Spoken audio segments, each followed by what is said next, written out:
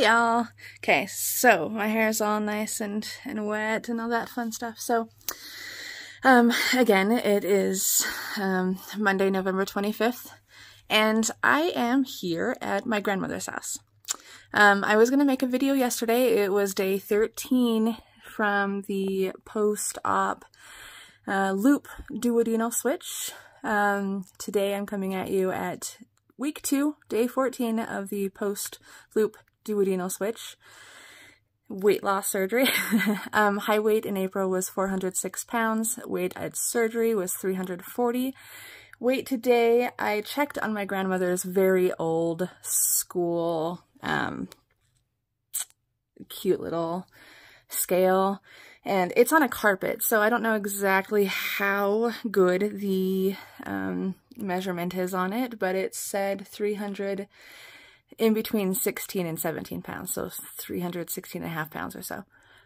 I brought my scale, so I'm going to check that later just to see what I'm at 2 weeks post-op, and maybe it'll be a little bit less, or maybe it'll be more, who knows, I don't know. So, I'm not going to go into complete detail as to why I'm at my grandmother's, but this channel is to keep it real. It's to document my entire journey, and part of the reason I am here is my journey. So I take Wellbutrin XL, which is like an extended release kind of Wellbutrin. It's kind of the highest dosage you can get for a day, and it tends to be pretty well at working, especially with my bipolar. But after the surgery, like I said, things have kind of changed a little bit. You know, I've lost a lot of weight since I was put on the Wellbutrin. With the slow release, I don't know if I'm getting the full dose, and I'm afraid I'm not. So I've been hungry, angry, and nauseous like all the time since I got home from the hospital. And I think it's just me. I don't know that it's really, you know, anybody's journey. I don't think that a lot of people go through this, but yesterday was an awful day. My furnace is broken in my house and I haven't gotten that fixed. And so my fireplace has to heat up the house, and there's been times it's just not heating up well enough, especially now that it's starting to snow, and so I was wanting to take a really, really hot shower. Well, my husband was cleaning up the basement a little bit, and he knocked into my water softener, which has the main water line to it, and he busted something in it or threw it off kilter or something, so we just got a huge flood, basically, in the water closet in the basement. It's not even a water closet, it's under my stairs. So it was a closet that had stuff in it, like my Christmas tree and stuff in boxes. I'm not naked, it's just the color of shirt. So there was a huge flood, and he isn't one of those people that thinks, and so he just grabbed towels, and instead of turning off everything and putting a bucket under the leak, he just puts towels around it and thinks that's going to get rid of it. And he turned it back on because he says that you have to try to find the sweet spot where it adjusts in order for it to stop leaking. And it wasn't just leaking, it was pouring out water, and so we ended up having to turn off the main the main line, water line. And he said there was no bypass to it. Anyway, it was just a whole mess, and he kept trying to fix it on his own, and he is not a fix-it person. So he tends to just destroy whatever he touches. I mean, he thinks that he knows what he's doing, and 90% of the time, he doesn't actually fix it. It ends up being worse, and I end up having to flip the bill for things to get done. And so yesterday it was Sunday, and I called a plumber to see how much it would cost. They said $145 just to walk out the door and come over to see what was going on as an emergency fee. So I said, okay, let's just turn off the power line, or the water power, and let's just see what I can do tomorrow, because it wasn't going to cost them to come out and just look at it. And so I set that up to happen, and I mean, I was a bitch. Sorry for my language, but I was was really bitchy because I'm already pissed off that the furnace is gone and they didn't bother to fix it while I was in Vegas for that week. So I came home to a cold house. It had been cold for 2 days. They didn't tell me. They just let it do its thing. And so I get to come home and it was a disaster. As you know, I had to clean the entire house, and I have just been, we had a conversation. We sat down with my 17-year-old and my husband and my 17-year-old's 21-year-old friend that is staying with us. And we talked about them keeping the house clean and just cleaning up after themselves. And it went in one ear and out the other. And immediately after we walked away, they went and cooked and then just left everything. So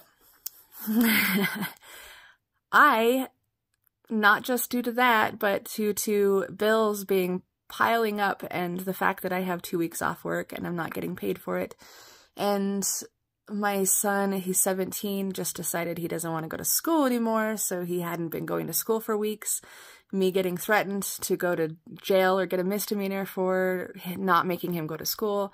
Then this 21-year-old friend being there all the time, even though we had a discussion that he leaves when my son is gone so that I have the house to myself because it's my house and I wanted to heal and have my space to do it in, and nobody's allowing for that. So, you know, my son promised he'd be around to help me, and he just goes and does drugs all the time, gets high and does acid every couple of days. So it's not helping me heal. And with all of the hormones I have right now and all of the things that I'm going through, I just can't handle it. So shit got real last night, and, you know, my son left and I told him he had to be home by curfew, and he kept saying I was telling him to stay out, and I told him I never said that. I said to stay home. And so he got in a huge argument with me, and he said he wasn't coming home unless I let his 21-year-old still stay with us. His 21-year-old friend that is not doing anything for the house. He's not cleaning up after himself. And he and my son went over my 1,000 gigabytes of internet a couple of days ago by playing Fortnite consistently, because that's how one of them makes money. And now I have to pay an extra $30 for that when I already was behind on that bill by $100, and they tried to give me $10 for it, and I didn't accept it because I was pissed and things were happening. And anyway, my son thinks that I blew everything out of proportion and that I left my house because of Wi-Fi, which means that they absolutely just don't understand what's going on. They don't get it. I've told him that my hormones are going to go crazy during this time. And, you know, that all I needed, I scratched myself, so I have a little scab. Sorry, it looks weird and gross, but it's, yeah, anyway. I just needed support during this time, and I'm not getting it. And I've lifted more stuff, I've cleaned more stuff than I have had to do in a while, and all right after surgery, and all right after I'm going through all these emotions, and I just couldn't deal. So while he was gone, I figured he wasn't coming home unless his 21-year-old friend gets to come home with him, and I can't be around that situation right now. So I left. I packed my bags. I got a whole bunch of my food that was in my bedside fridge. I didn't grab anything from the main fridge, so I'm kind of screwed there, but I just packed, and I got in my car, and I took off. My grandmother, as I stated, is out of town for a couple months. She's kind of a snowbird. She likes to leave and go see my cousins in Idaho and California and Arizona.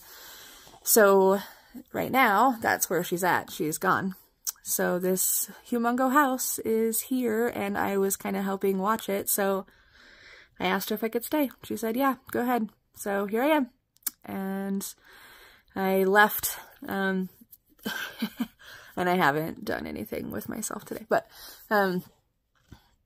yeah, so that's my story. So I said I wasn't going to go into much detail, and really that isn't even, that's just kind of like the icing, you know, on the cake. That's just, there's so much more cake underneath it, or there's a much bigger part to the story, but it doesn't really matter, because I left. I didn't leave my family. I didn't take off for good. Like, I just planned on getting away, and, you know, they made the decision. They would rather that 21-year-old stick around at the house and be able to stay there, because he's on probation and he can't get an apartment until he's off of probation in a month. So I am about 20 minutes closer to my job, which I go back on Friday, the day after Thanksgiving, so I might as well just stay here. I packed enough. So yeah, I'll just need to get some actual food later. I have about 100 things of Jell-O and I made 6 eggs yesterday. Okay, so back to the diet. I made like a 6-egg omelet yesterday. I did some Brussels sprouts that my husband had cooked up really softly, and he had some chicken that he had cooked before that. Excuse me. So I got eggs and some cheese and chopped up some Brussels sprouts that were already cooked and the chicken and put it all in kind of an omelet. Well, I guess it ended up being a mix because I just mixed it all together, but and a little bit of salsa in it, and I tried some and it was really good. I probably ate 2 to 3, maybe even 4 ounces yesterday before this whole thing really took off, and that's basically what I ate yesterday. Because when everything started kind of going downhill, I just got sidetracked. I didn't eat anything, and I didn't really realize it until I was putting my Jell-O in the fridge at my grandmother's house yesterday, and I almost fell over, like passed out. And it's because I wasn't getting any calories, and not just that, I haven't drank really any fluids. I mean, I've been drinking this for probably 2 or 3 days now, and it's just been so difficult. Because I'm nauseated, and whenever I drink, it fills me up really quick, and so it's difficult to get it all down. But I know I'm getting dehydrated. I can feel it because I'm getting dry. I have a dry throat. Couldn't be the fact that I talk so much. But I'm doing what I can. Today, I went to bed at 4, woke up at 7, and had the rest of a Jell-O cup, and then made another Jell-O cup in my soup container. So this thing is full of Jell-O because it keeps things cold or hot, and so hopefully, maybe not, I don't know. But anyhow, so I put like 6 packs of Jell-O in there. 5 realistically, because I didn't really hold all 6. But I love this thing. Like I showed you, it's got a spoon on the inside of it, so I just walk around eating Jell-O most of the day. I broke down last night after I broke down, and there's a Betos next to my grandmother's house, and I wanted a Texano. It's my favorite Betos, and Texano's my favorite thing to eat. So I got here, I turned on some Netflix, and after I unpacked everything, I had a couple of bites of that Texano. Bad idea. I was really hungry. I didn't chew, and after a little bit of time, not even like 4 bites, it started feeling like it was stuck. So I tried drinking a little water to see if I could wash it down, because, you know, they tell you not to drink 30 minutes before or after your meal. And part of it is because if you drink, then you're losing those nutrients because you're just pushing the food down too quickly. But I think it's more because it's still just going to back up. And after that, maybe 3rd or 4th bite and drinking some water, I just lost it, and I went and just threw it up. So it does. The nausea comes on very quickly, and not like just the regular I'm nauseous throughout the day, like you have the flu and you're sick and you're going to throw up now nausea, which is different from the, you know, hunger pangs or from the just constant nausea. So don't do that. I was supposed to be just starting soft foods today. I have eaten a couple of cucumbers, and I know those settle really well with me. I do chew very much on those.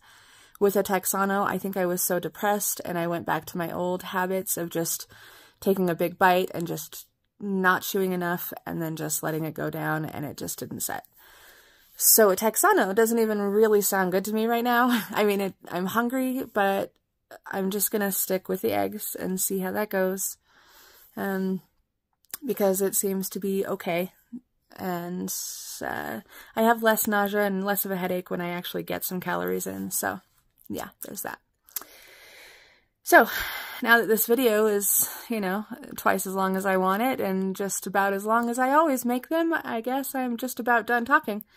So today's day 2, or day 12, day 14. Jeez Louise, week 2. I'm not even going to cut that out because you see like where my brain is at right now, but it's week 2. I have a few more days until I go back to work, so I am just going to spend my Thanksgiving week here by myself and try to get my shit in order. I have my 2-week appointment with my surgeon on Wednesday, so I'm going to have to go back to my city, at least for that. Hopefully I can get out, because it's supposed to be snowing constantly, and up here she has, let me tell you what, the climb to get up to this place, that's one of the only reasons that I don't want to live in this place. I mean, I love this house. She's had it since basically I was like 5 years old. It's all paid off. It's great. It's a humongous house. It's gorgeous. I love it. But in order to get up to her house, literally, I don't even know what this angle is, but you have to go up like 4th North, which is just this really long road up the mountain. And then when you go up to her actual road, it literally goes up this way. And then at the end, there's like this curve that goes up. Now, my grandmother's house, I don't know if I've mentioned this or not, but she's right across the street in the same little roundabout, or cul-de-sac, that the Bountiful Fire took 3 houses, which were her neighbors. So there's some changes going on over there. They took down a whole bunch of trees and stuff that I guess were really dry and that they were afraid were going to be a fire hazard. So it used to look like a little forest when you first came up. Now it's just a mountain with nothing. And it kind of scares me because it's just a whole bunch of dirt. And now that it's snowing, I'm afraid there's going to be a mudslide over there. So thankfully my grandmother, so the road goes up this way and then kind of turns. There's a little cul-de-sac here where 3 of the houses got burned down during the Bountiful Fire a couple months ago. And then there's another cul-de-sac like this, and she lives right here, so she's just right next to that. But far enough away, hopefully, that mudslide won't happen. But the mountain right next to her, and hold on, I'll show you. Oh, you can't see it from here, but the person that lives right there, they are on the mountain. And this whole part here, everything there burned to a crisp. So when you're outside, you can see it. But the fire range is just, the Bountiful Fire range is just like right there. And that fire took the houses. There's 3 houses. Right there was a house that is now, or was, just a fireplace because it took the entire house. And there's 3 houses just right there that were destroyed. So it sucks, but I'm a little nervous because there's not really much up there to keep it from having a water slide or mudslide or anything. So yeah, looking at, I have a garage at my house. They do here, but somebody parked their car next to my grandmother's house and I can't get into the garage. So my car gets to just have snow. And I don't have a snow remover thing. So, oh, I guess I'm stuck. Oh well. I have until Friday to figure out anyways, but, well, so I am going to start my day, and, I will let you all probably know tonight. I'll probably do another video, tell you how my actual day 14 is. I don't know how it's going to go. I hope I'm not too nauseated throughout the day, but I'm pretty sure I will be fine. So, this window view, see if you can see. She's got this amazing window view. It's really cool. 3 bay windows. But yeah, anyhow.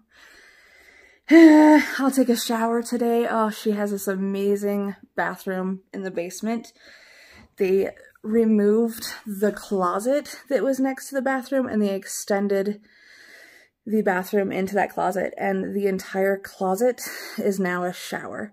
And then my grandfather built his own dry sauna in the bathroom. So you take a hot shower and then you just hop right into his dry sauna and shut the door on yourself and sit there for about 20 minutes and you sweat and it's warm and it feels good. And I love this house. Anyway, so I'm excited to some luxury to myself. And yeah, just chillax because I need to heal.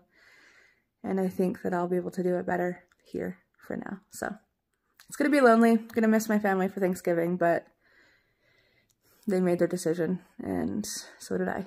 So love you all. Happy whatever. I'll see you again. I'm not going to tell you happy Thanksgiving because I'll be doing more videos, I'm sure. Especially if I get really bored, I'll probably just start doing random videos of whatever. So love you all and hope you have a great one. Thanks for sticking around with me for another 20 minutes plus. All right, bye.